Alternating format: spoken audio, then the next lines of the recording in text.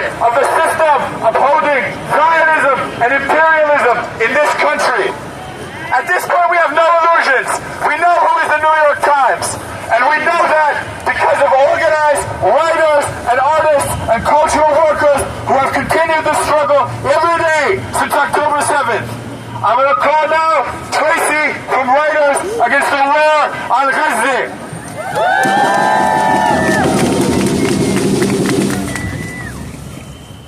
Are we going to look away? No! I ask you, in 2025, are we going to look away from our siblings in Palestine? No! Every day, journalists in Gaza document Zionist atrocities, war crimes, holocausts. To say that these journalists have given their lives so that we might see this truth is to whitewash their sacrifice. We know who took their lives. We know who murdered more than 200 journalists in a little more than a year. And yet Palestinian journalists turn on their cameras and they write.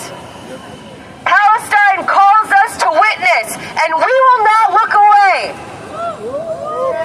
But while Israel murders their colleagues, what do American journalists do? Nothing! When the occupation forces set its targets on a press van, murdering 5 journalists as one waited for his son to be born, American media reports that 5 journalists simply died. When 9 babies froze to death this week, American media blames the cold as an act of God and not the bombs that banished Gazans into frigid, leaking tents, not the campaign of ethnic cleansing that has made refugees of refugees, not the blockade that strangles the supply of tarps, water, food, and makes every second in Gaza a struggle to survive.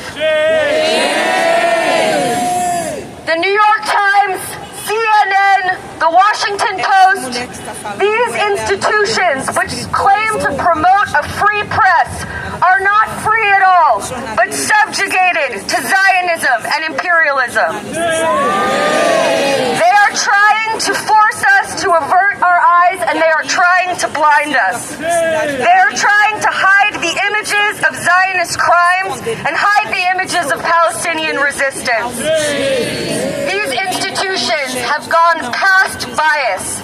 They have gone past collusion. They are complicit in this genocide, and we say enough is enough! Palestine calls us to witness, but we know we can't simply look. We cannot be passive spectators of a genocide.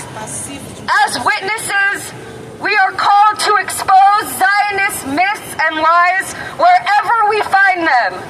We are called to boycott the media apparatus that would rather us see what they want us to see or see nothing at all.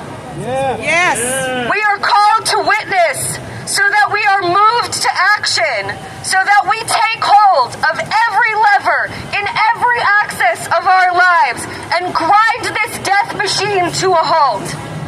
Yes. We are called to witness such that we reshape our lives in solidarity with those who fight for their freedom by any means necessary, whether the camera, the pen, or the gun. We are here today to recommit to the struggle for Palestinian liberation, because we will not abandon our humanity in the service of Zionism. Yes! We will not abandon our humanity in the service of empire. To witness is to be changed. So let us be changed. Let us be transformed by the stakes of this genocide, by our commitment to the Palestinian people. If the world now turns around the destruction of Palestine, then we have no choice but to remake the whole world so that Palestine is free.